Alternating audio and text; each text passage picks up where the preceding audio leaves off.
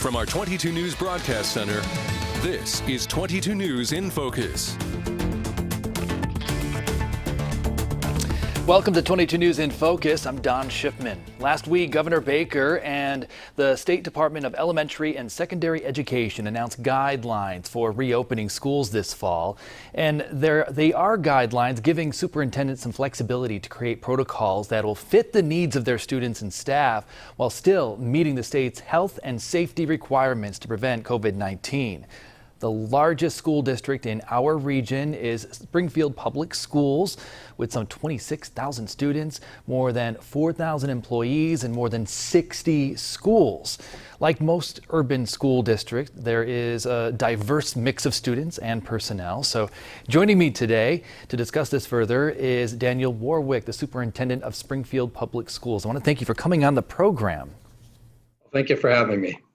So what was your response, first of all, when you read that new guidance? Well, Jeff Riley, the commissioner, is an experienced urban educator, principal, and a superintendent. So the guidance made a lot of sense to me. The goal is to obviously return as many students to school as possibly on site as we can possibly educate safely. So the goal makes perfect sense to me, and the idea that based on the COVID infection rates, we'd have to have multiple plans and probably move flexibly from plan to plan. So we'd have to have a full return plan, a hybrid plan, which would be a mix of live education in school and remote, where we can reduce the number of students, and a remote only plan if the infection rates are high. So the idea of having 3 plans that we could move to based on the infection rates, again, made perfect sense to me. I think it was well thought out. But I think all of our goals is to put together something where we get the kids in school with their teachers as much as we possibly can, but safely. So you mentioned the 3 different options there. You also mentioned, I thought it was a key word, was flexibility. What are your initial concerns in meeting all of the different options? Well, we're going to be working all summer to put plans forth for all 3 options, so we're ready. So when we see what the rates are in late August and we're ready to return, we can execute the right plan. But again, if we have to change, we'll have other plans ready to go. So if the infection rates are running high, we're having problems, we could shift to either a hybrid or a remote plan. But we all know that kids are better in school with their teachers as much as possible, and that's the goal. I think the students would be happy about that, and probably the parents as well. So when schools were ordered closed in March, you and your staff had to come up with plans virtually overnight, really. Students and teachers needed computers, they needed internet access. What have you learned from this year's sudden change in teaching and learning, and what worked, what didn't? We were very fortunate in Springfield. With the support of the school committee, about 5 years ago, we proposed a plan for one-to-one laptops for our students. And for the last 5 years since that time, we've been providing a great deal of professional development to our teachers on using technology to improve instruction in the classroom. So we were poised for this as well as you can be. Obviously, when this occurred, some of our laptops we were using just in school, and we didn't have a take-home arrangement in all of the schools. So we quickly had to move and get as many laptops out as quickly as we could. So we began with work packages, which we delivered at our feeding sites, and we got our feeding sites up going for our families as soon as possible. We've already provided families with just short of 1.5 million meals since this occurred. So there's a lot to consider, and we had to take care of the needs of families. So that was our first piece. The second piece was getting the remote learning plan together, working with the union and the teachers to execute it, and getting laptops distributed to our families. So 7,000 of our kids already had them. We delivered 10,000 more. Some of our families had home computers and didn't need a laptop. So they just used their own computer and engaged. But we were able to do more quickly than I think most other school systems. But that was really due to the support of Mayor Sarno and the school committee, helping us with that original investment and the infrastructure that went with it. And our teachers had a lot of PD, so moving to remote was easier for them, but still a challenge. And a challenge for families with some parents that were still working, or they were working from home, but then trying to help their students do work. So, this pandemic is a crisis, and I think it put a lot of stress on families. I think, we provide a lot of mental health services in the schools to deal with issues.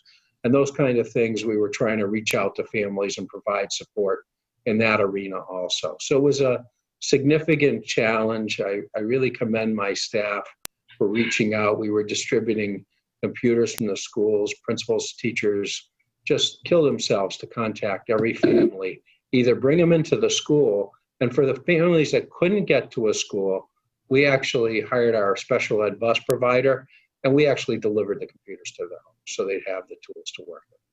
And since these guidelines have been released, what have you been hearing from the teachers and even the parents too?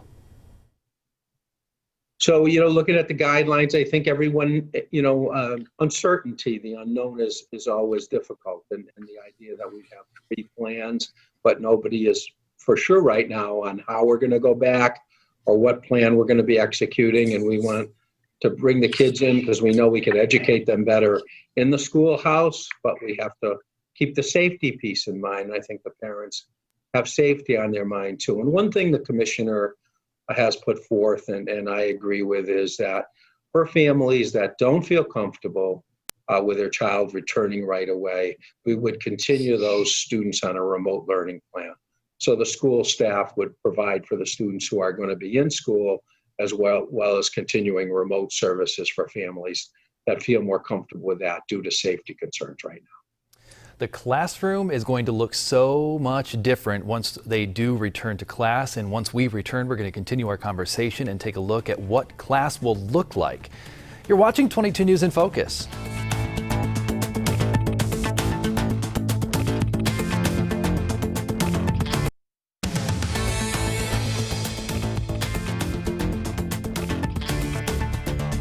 We're back here now, and this is 22 News in Focus. Today, we are talking about how to reopen schools in the fall with Daniel Warwick, the superintendent of Springfield Public Schools. And as we've been mentioning, the Springfield Public School District has more than 26,000 students across 60 schools. Some of those students may have special needs that must be addressed, from whether they don't speak English to physical and learning disabilities too. Students in grade 2 and above are required to wear a mask, a face covering that covers their nose and mouth. And students in kindergarten and the first grade are encouraged to wear a mask or face covering. Adults, including educators and staff, are required to wear a face covering. Now, I want to get right to the questions on this, because how will you enforce those face coverings? Well, our teachers are experts at working with students. And I think the students and their families actually have been wearing face masks when they go out. And I think the kids have already it's become part of our culture. So I'm sure our teachers will be able to handle that with the support of the administration, our counseling staff. I don't sense we'll have a problem with that. We'll take a positive kind of proactive approach and talk to them about the importance of protecting themselves and their friends and their peers in the classroom. So I don't sense that'll be a problem for us. And do you have some options for children or teachers that simply can't wear a mask? Maybe it's due to their age, if it's a student, for example, or if it's a staff member, maybe it's a medical condition. So we'd obviously, when you have someone with a medical condition, we'll have to look at the social distancing for those folks. So if a teacher couldn't wear a mask, we'd make sure they're at least 6 feet from students or teachers, or they might be folks that we would have help us with a remote piece of the program and not working directly with students, or a staff member, hypothetically with a pre-existing condition. So we'll have ways we can handle that situation, and we'll make sure for our kids that we enforce the social distancing piece for the kids who can't wear a mask at all. There's been a lot of talk about PPE. Are you going to be offering face masks for students, maybe the student that forgets a mask or something like that, or maybe even a student that just simply cannot afford one? Yeah, we're going to offer masks to all of the students, and we're going to have masks available. So student forgets a mask. We're even going to have the masks on the buses. so that if a student takes a bus in and forgot a mask, they'll have a mask as they go on the bus.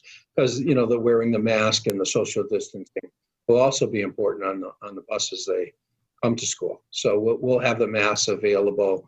We've been working very hard as a team, looking at all the PPE and making sure we have all the proper equipment that we need and in store already. The mayor, again, with a city budget, has been able to get some grants. He's helped us secure a lot of the PPE, and we won't have to touch our regular school budget in order to do that. So I'm very grateful for that. And I like that you brought this up because I wasn't even thinking about it because I've been so focused on what the classroom is going to look like. But what is that bus ride to school going to look like when it comes to social distancing and whatnot? Yeah, we're going to have the social distancing requirements, and the bus is something that we've all been staying up at night thinking about.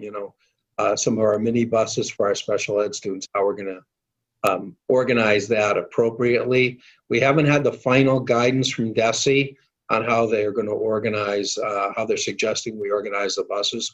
So we're awaiting that guidance and taking a look at what we can do to, again, looking at the social distancing and the mask wearing. All the bus drivers are going to have the masks available for any student who doesn't have one, so that we're taking those proper protocols and making sure we're, using them on the bus as well.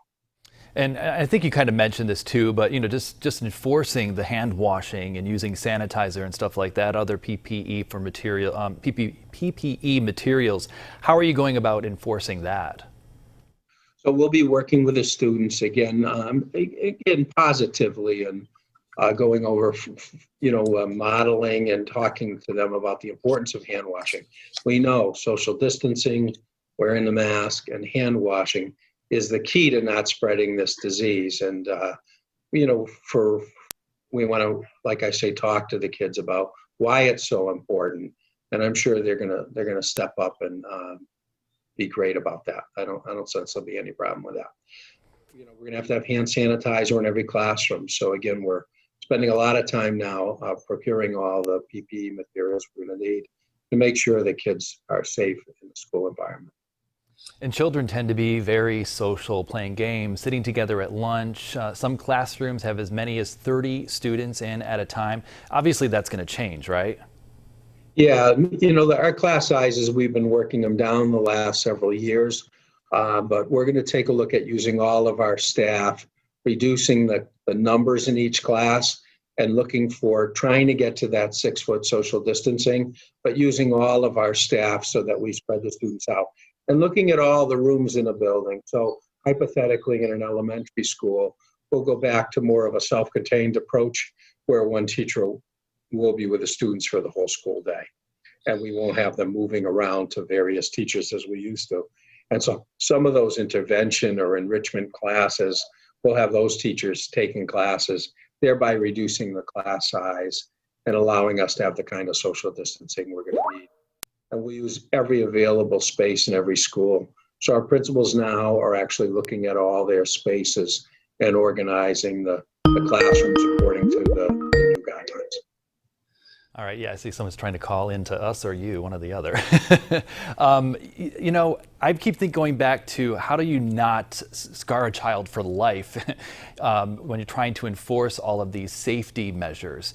How do you delicately, that little dance back and forth of making sure that every student is safe, but not scaring them at the same time?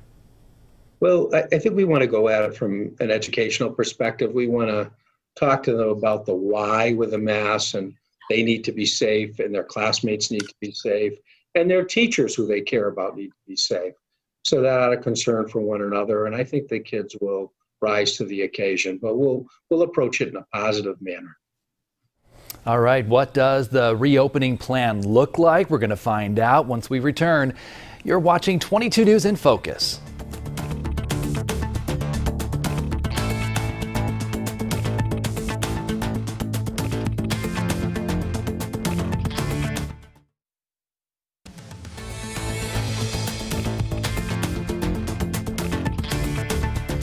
We're back now, 22 News in Focus, and today we are talking about how school districts are creating school reopening plans with Superintendent Daniel Warwick with the Springfield Public School System. So in August, school districts have to submit their plans to the state. So that's my first question. Do you have a planning team in place, and who's on that team? So we've had a planning team in place for some time now. Exercising, putting the whole remote plan in place, and now working on this three-plan process that the commissioner's been talking about. And we have various educators, special educators, curriculum specialists, our school nursing director. We have help from the public health department, so that we have a cadre of professionals that are experienced educators, principals. We've been meeting weekly with the teachers union to get their input. And we've been meeting weekly with the teachers union since school closed back in March, again, to hear a teacher voice in the whole process as well. But we have a really expert team of folks that I'm very, very proud of that helped us execute the remote plan. And we'll put these three plans together and we'll execute them effectively.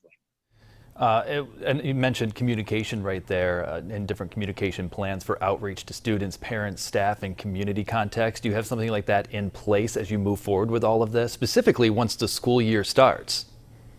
We're working on a communication plan, and we've been working on that very hard since this whole crisis began, because communication is the key with families. This is very challenging for our families, and the more information they have, the better. Azelle Kavan, our communication specialist, works with a team and has really been working hard we'll have a communication plan in place. And we've been working hard on that since this crisis began. And I think she's done a great job communicating, making sure everything's on our website, and we're reaching out using every communication mode possible.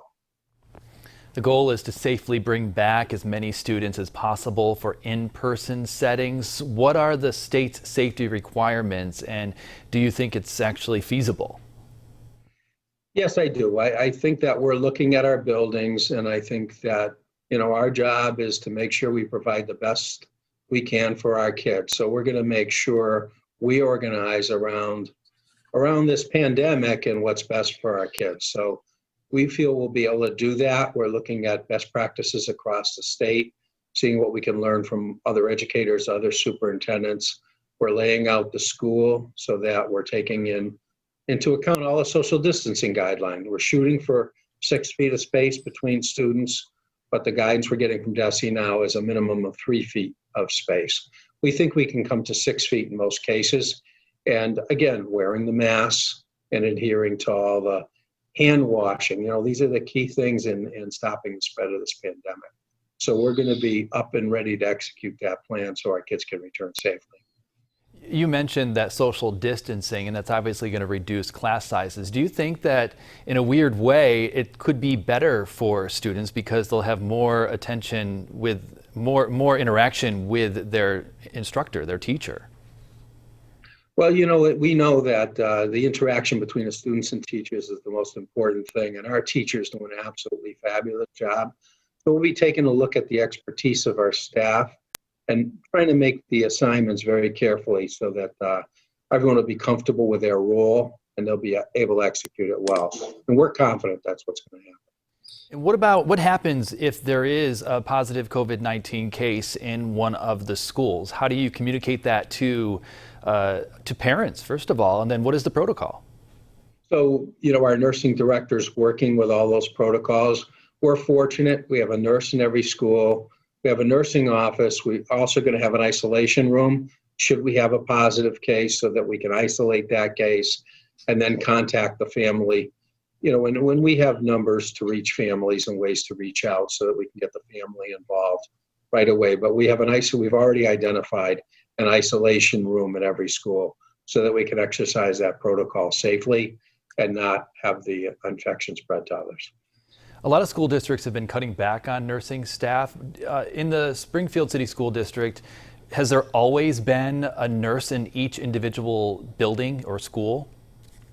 No, there hasn't always been that. And in fact, when I was a principal, we probably had a part-time nurse, maybe half-time, maybe not even quite that.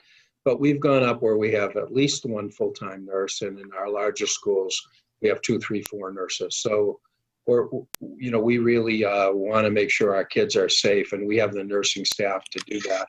And we have an outstanding nursing director that really has provided a lot of great PD for our nurses and is really putting together all our safety protocols on this from a health standpoint. I want to talk about school sports and stuff like that, athletics, extracurricular activities. Is that going to be happening? So, I was talking to the commissioner about that, and I thought he had the right approach to that. They haven't made a final decision on every sport, but they're not going to do an all or none. They're going to look at the different sports and what sports we can have the kids engage in safely in the fall. We'll open up offering those sports, but there might be some sports because of the contact or the close proximity that we wouldn't be able to offer. So it's going to be a sport by sport decision where we keep as many extracurriculars in place for our kids as we possibly can, because they're so important for our kids. Do you expect any additional state funding for any of these preparations? Well, we've already had some CARES Act money come in. Springfield's actually getting $17 million for the next few years. And the mayor's been great with grants the city's got already. And, we've been talking to our congressman, who's been very supportive. He's from Springfield. He cares about our families and our kids. And he's been talking about looking to Congress to provide some support, just like we did during the last economic crisis when we got the Recovery Act money and the Race to the Top money. So that federal money kind of came in where the state revenues failed and filled the gap, so we didn't have to lay off any staff. And so far, we haven't laid off any staff at all. We've kept all of our teachers, we've kept all of our paras. We have a great staff, and we want to keep them together to work with our kids. We'll have the last word just after the break. You're watching 22 News in Focus.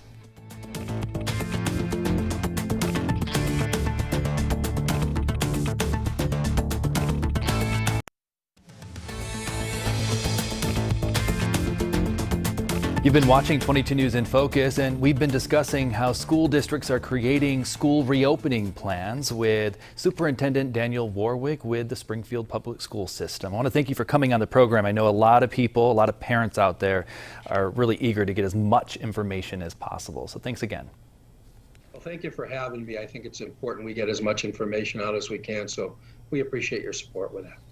And that is our program today. I want to thank you for watching. And if you missed any of this, of course, you can go to our website at wwlp.com. From all of us here, have a good day.